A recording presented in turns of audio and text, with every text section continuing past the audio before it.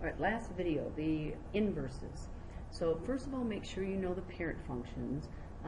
So if I have x to the third and it's x minus 2, that means it goes 2 to the right, so I graphed it 2 to the right.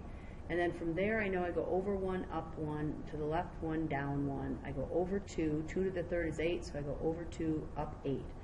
Now that's the parent function, it looks like. If you really are struggling with that, go to your y equals, plug in x minus 2 cubed,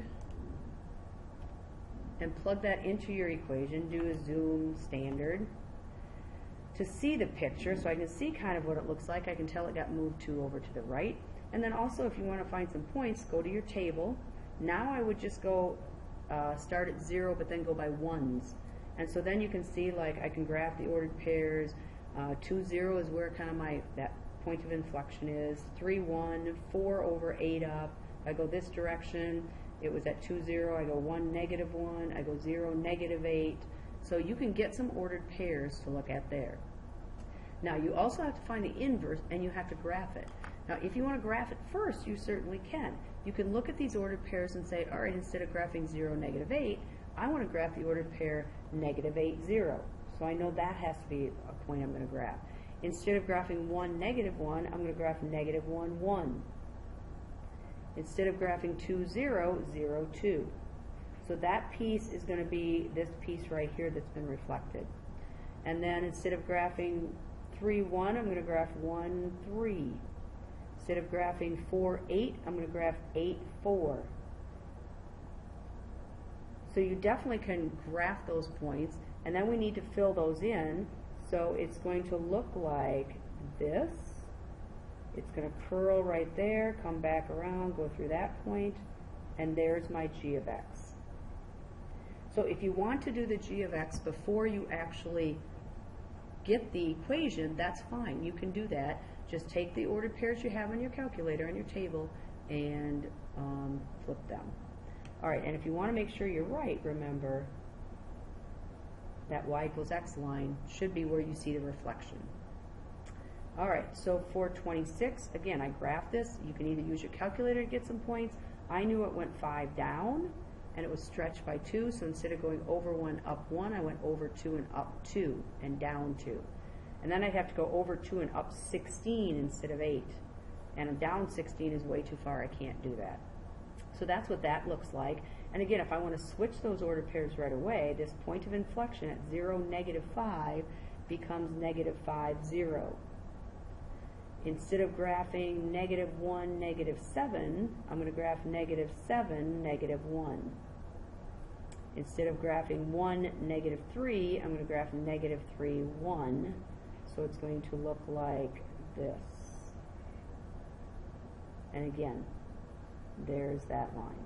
So you definitely can graph these. These are both the cubed ones.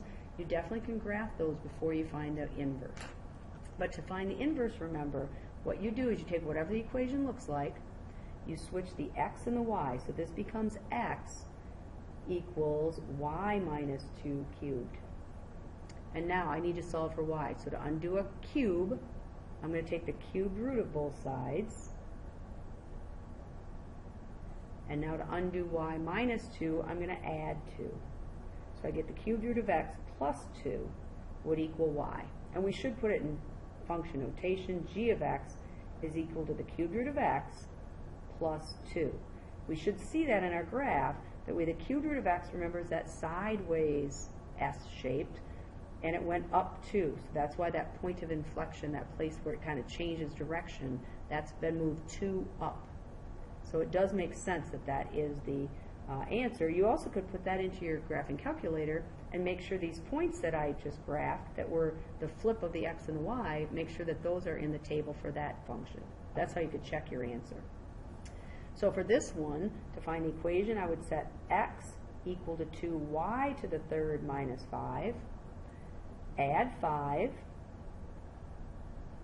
divide by 2, and I would just put it all over 2 if you want to. So I get y to the third by itself, and now I have to take the cubed root of both sides. So cubed root of x plus 5 over 2 equals y, which is your g of x. So g of x is equal to the cubed root of x plus 5 all over 2. And again, you could put that in your calculator to make sure that this is what g of x looks like. Please make sure you label f of x and g of x so that I know which one is which, and I can kind of see what you did. But you should always see that reflection if you've done it correctly. All right, so that's a cubed root. I would definitely look at those. There will be one, I would say probably more similar to 26 that you want to look at. And then if we look at the linear one, make sure that you know that mx plus b. So the number part is your y-intercept. The negative 2 is your slope. So from there I went down 2 and over 1. And again, if you aren't sure of that, put that in your graphing calculator, go to your table, plot your points, but it should be linear. That's f of x. So now when I want to find the inverse, I'm going to take x equals 6 minus 2y. To solve for y, I first need to subtract 6. And then I need to divide by negative 2. So x minus 6 over negative 2 is y, or g of x. And if you want to leave it like this, you can. If you want to take 1 divided by negative 2 and write that as negative 1/2 x, negative 6 divided by negative 2 is a positive 3. You can write it that way too. It really doesn't matter if you want to write it this way or this way. It should have a y-intercept of 3 and a slope of negative 1/2.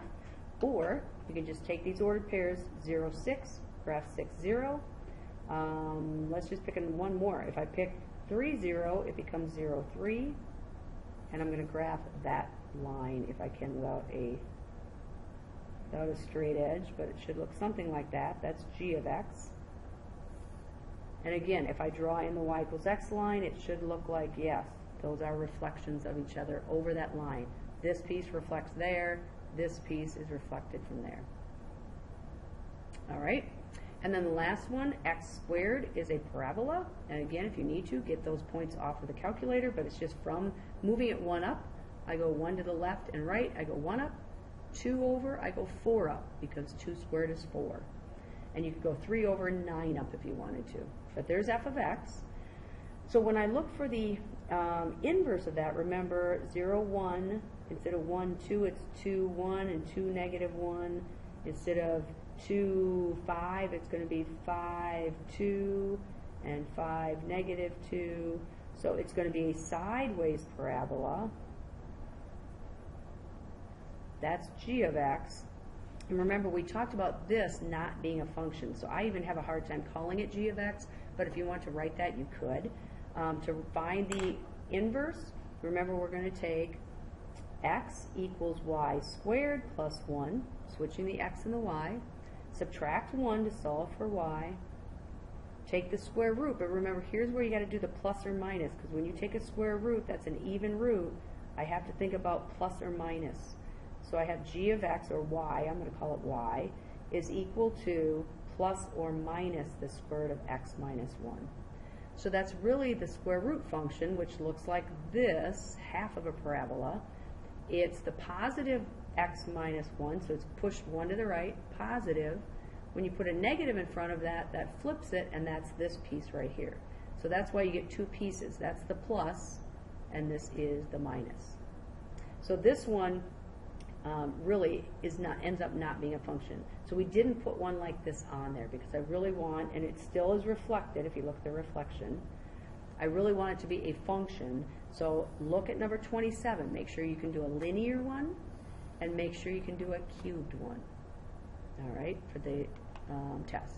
So remember, study, look these over, remember our motto, grow, learn, dream, and believe.